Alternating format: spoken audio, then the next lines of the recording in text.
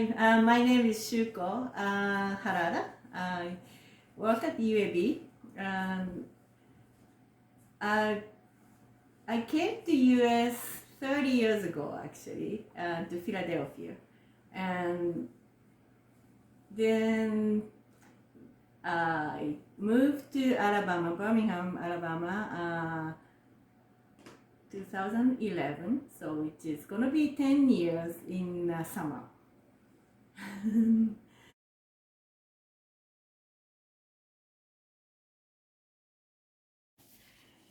Hi, today I'm going to show how the Japanese calligraphy goes. And Japanese style calligraphy is, well, everything, so same as every culture, came from China in probably 7th, 8th century. And then spread it through Japan and came as a culture, our own culture. And then, but then right now it's pretty much, we do learn in the school as well as after school class, and also has very high artistic level. And so a lot of nice house has display, like, well, this is not really nice, but I did it when I was 7th grade. And that kind of putting all this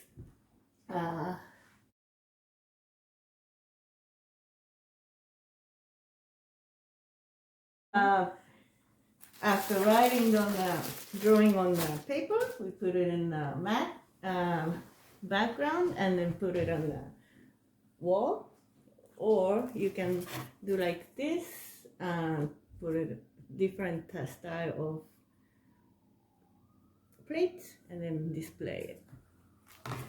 But also it's part of regular school curriculum as well, so we learn a little bit, not much, and all the way to, yeah, well, I said that already. So would you say that in school it's more like a handwriting practice? Yeah, right. So after school yeah, it's a club art activity? Right, yeah. And then it's like similar to every other, like similar to martial art or everything. It has some levels, like beginners and advanced level, and each class has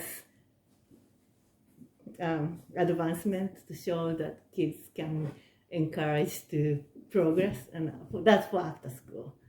Yeah. Anyway, and I'm gonna show these tools.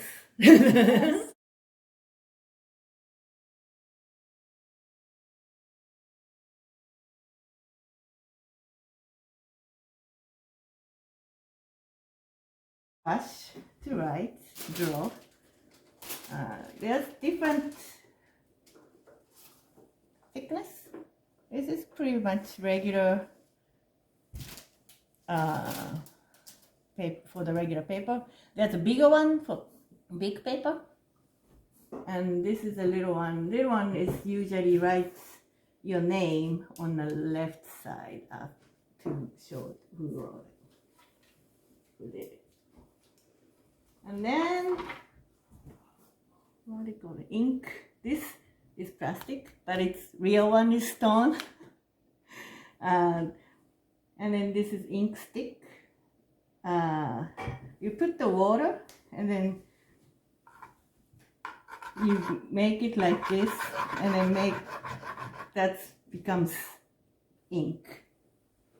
But most of the time now we use this ready-made one to cheat. Actually, making ink is very calming down process.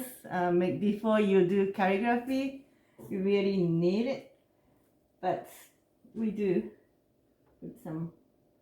This is already ready-made ink, so that saves time. And then this is, what does it say? Mat, or something to hold the paper. And then this is a paper weight, so that we have paper, put it here. Do you use a special kind of paper for calligraphy? It's Japanese style paper, and Hanshi is translated like rice paper. I'm not sure if it's really rice. It's more like washi. It's a tree. Yeah, yeah, it's like igusa, whatever that I think that's tree. tree. Yeah. Because I went to watchmaking Uh-huh. class. Mm. That was tree. Yeah, Oh, wow. right. So it's very thin, like this, and absorb the ink very well. That's the key, because the regular, usual paper doesn't absorb the ink, so it doesn't show nice. And this is regular paper, size of paper, and then there's a bigger one, like this. You can do the big calligraphy. We do that on the New Year's. January 2nd as like the first calligraphy of the year, and you write something you wanted. You have some either write like New Year's wish, something you wanted to achieve, and that's when we use a bigger paper, and also when you do some competition or display, we use a bigger paper too. And this is a regular size. So, on Cherry Blossom Festival, usually we do some demonstration, and people comes and then we ask their favorite word or their name, just changing to Japanese Chinese character. Either way, well, what should I do right?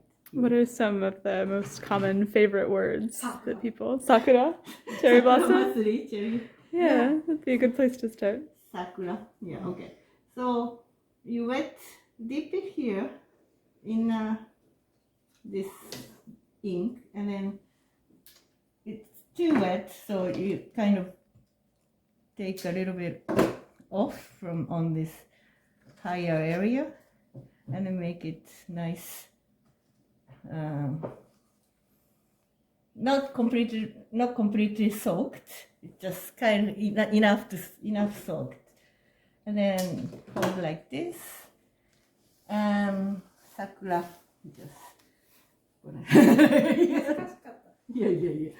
So when you do right, we start and middle and then end. It's kind of 3 steps. So if you have this, start and stop.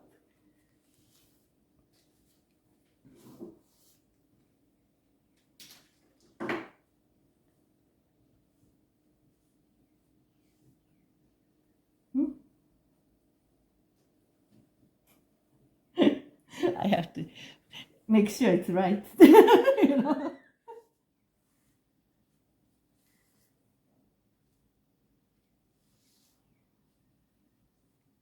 Like that. That's cherry blossom. Wow. There we go. That's great. Thank you. And we can do something.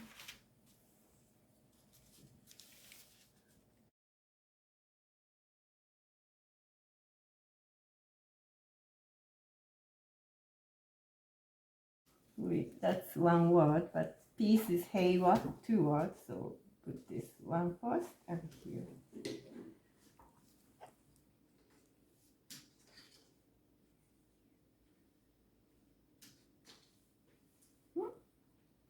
Ready? Once we started writing, it's kind of, hold on, stop. Sure. Okay, resume.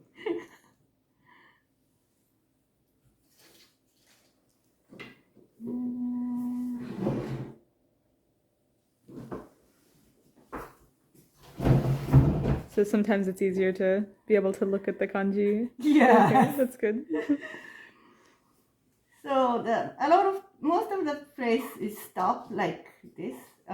When you stop, it's kind of put some weight down, stop, and then this one is more like naturally goes away. So this we learn when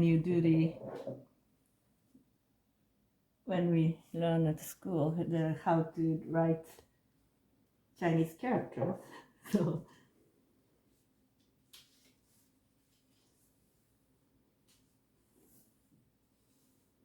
like this, it just goes.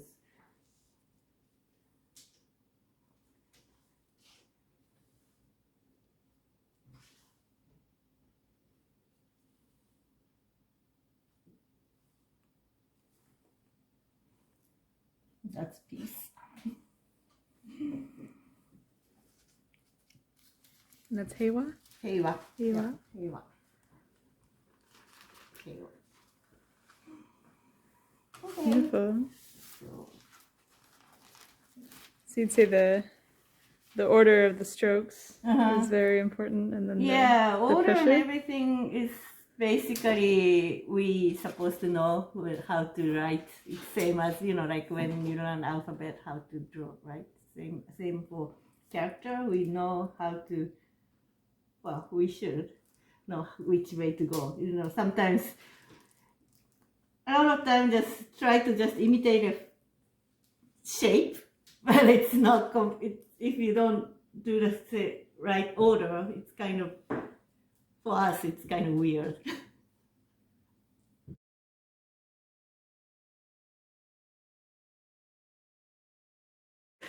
Usually, for the name, we use a little brush to write in here who wrote it. So we can do that, or we can do big one, or do both. So like this, we put here, and it's like when you have a painting, you have your name signature. We do that, but we can write big one here. I don't usually like to write my name on a big size.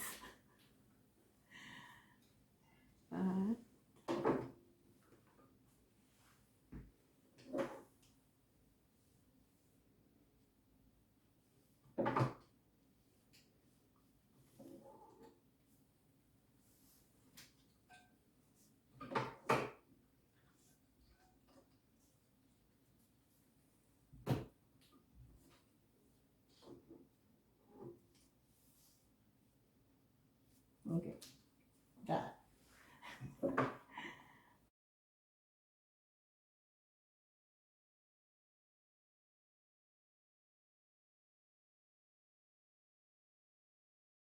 Character can be read to a couple of different ways. A Japanese style way of reading and Chinese way of reading. So it can be read as Hideko. And there are a lot of Hideko. Usually, when we have this character, they read Hideko. And some reason my parents put this character and Shuko. So when I don't, it's kind of unique. Everybody can do whatever you want, but it's when there's another Shuko, usually they use different characters. You can use any characters and have names, meanings, and So what do these characters mean? so ko is typically we use for the girl. Little ko is small child. I mean, of course, child is small kids. Well, anyway, so use for the little girl. I mean, girl's name. Shu is like excellent. That's what it meant. And so my parents, actually my grandfather, wanted to have, when I was born, he thought it's going to be boy, and said, okay, let's name my first grandson, Shu. Oh. And this is excellent boy. I mean, my father is Masaru, which is you, another excellent mean, and then put them together. It's like both of them are good boy and good person, and so he put it. He decided. Then when I came out, it was a girl. Like, okay, why don't we just put Ko on it afterwards? That's what happened.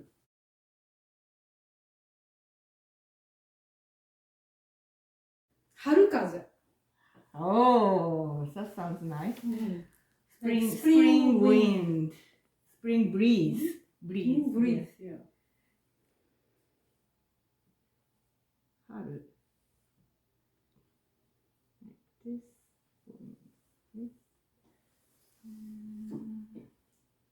Yeah, different style. Very computer-like, like what do you call it, katsuji-like way of writing, very square way, or a little bit of 崩すってなんつうんだ。Oh, the more abstract. Yes, and then goes artistic completely. Yeah. It's like, yeah, so, anyway. Haru.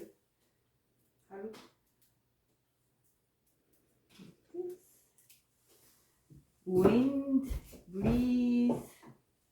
It's very nice character.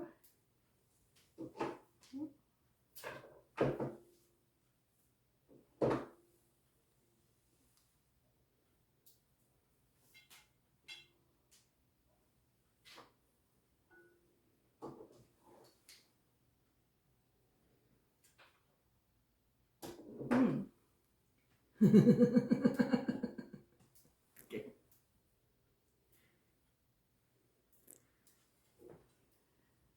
Sometimes I have to make sure I'm writing right.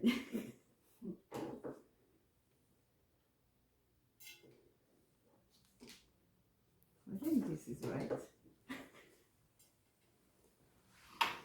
This is spring breeze.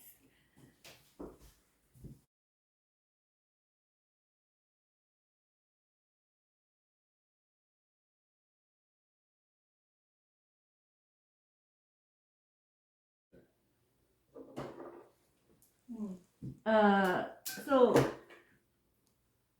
a lot of things like this or here, the real one, if you really wanted to follow the way, square way, right way, this also goes like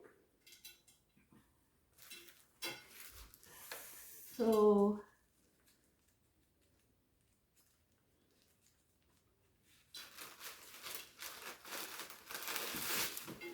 Like more, this sakura is actually the good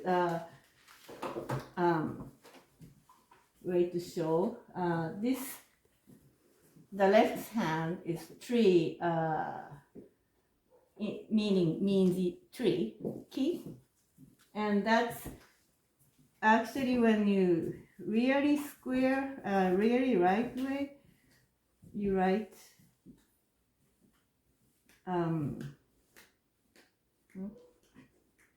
Like this. And whereas I did a little bit abstracted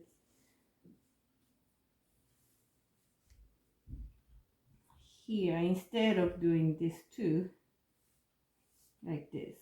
That's and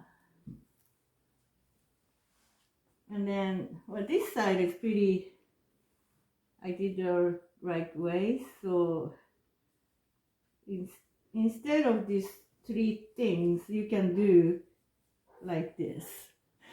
So that's a little bit connected, and this the bottom here is female word character female.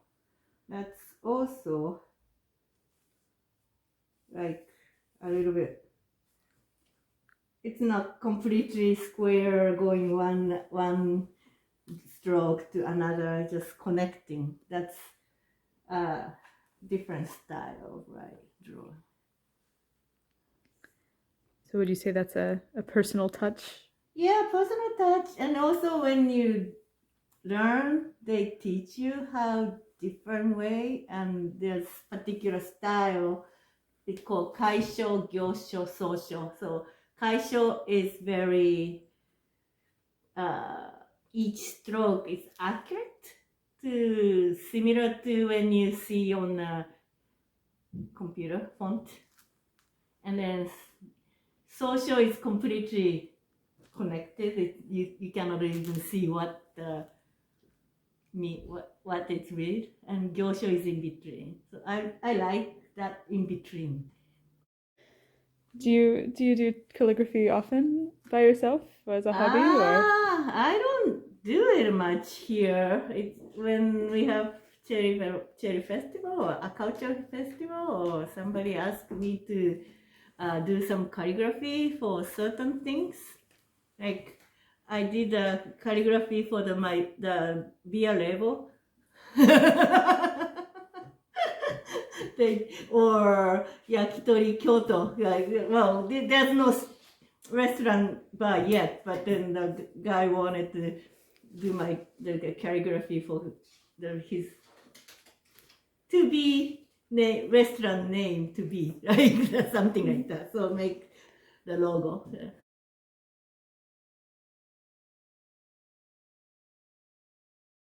Oh, but then one time I think we went to a Japanese friend's house in Birmingham, and then we all did on the New Year's Day. We did all this calligraphy.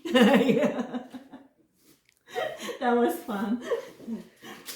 So would you say that people, even if you don't do calligraphy very often, it's very common for New Year's? Yes, yeah, that's right. That's great. Yeah. What would you, if you had any advice for people who wanted to start calligraphy and learn at home, what would you tell them? Yeah, well, it's kind of hard, because for us it's part of our, when we are kids, it's part of our life, the regular school curriculum and everything. When you wanted to do now here, well, I guess YouTube can tell you how to do actual strokes, and yeah. But basically, as long as you enjoy it, I think that's important. And it doesn't, for us, each stroke we have to be this way, and order has to be that way, but it doesn't really matter if you just enjoy doing calligraphy for fun. I don't think you don't have to pay attention to small detail. It's similar to any other Japanese culture. This is more like your peaceful mind and relaxing. So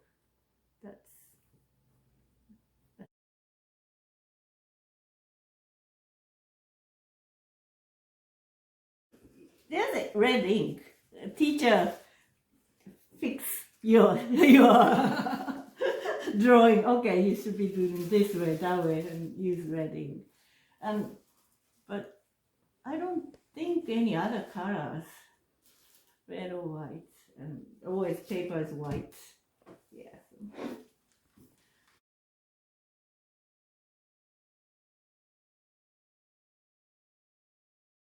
And it's brown. Same as sakura, it has tree on this side.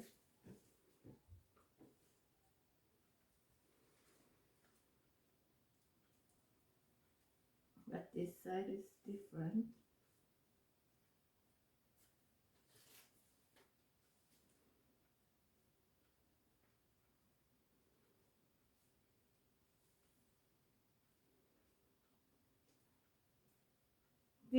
kind of shape is difficult for probably non-Japanese, the native kanji writer.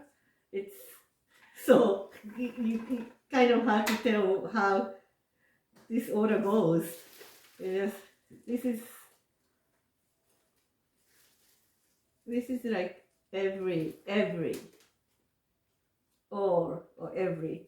It's each portion has meanings. This is tree. This is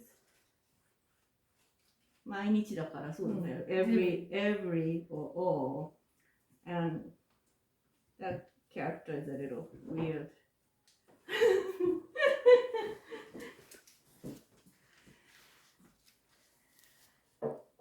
Is this one on the bottom right?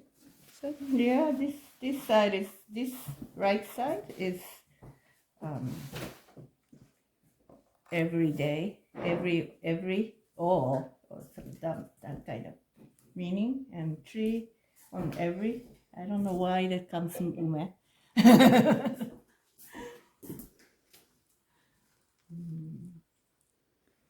So if you start to maybe memorize the different parts of kanji, do you think it would be easier to learn? Right. So because each character has a lot of time is left side and right side.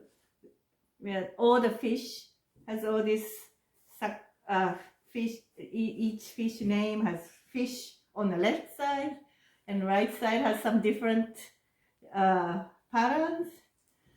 Something like that. So it's that's how we learn and remember. Try to remember. It's hard.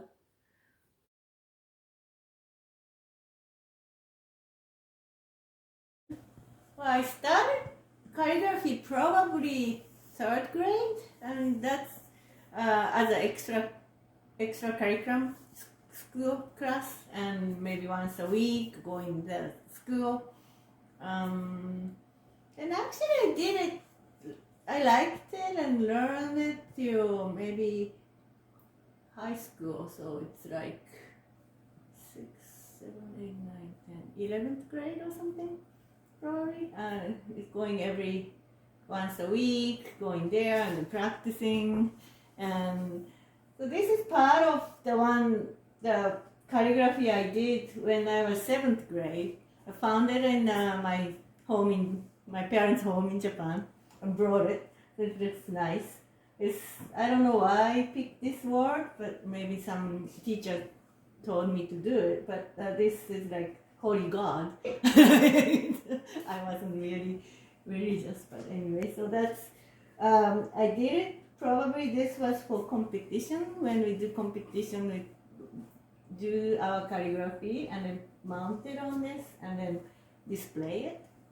And if it's a real one, depends on how advanced. This may be somewhere in a school display, maybe. It could be at museum when the real competition. Those are really serious ones. And so I thought it would be nice I really don't remember what I did from not anymore, but then looks like that's what. And then it has this name, my name is on here. This is my, says 7th grade. This is my Shuko. I did this, and then that's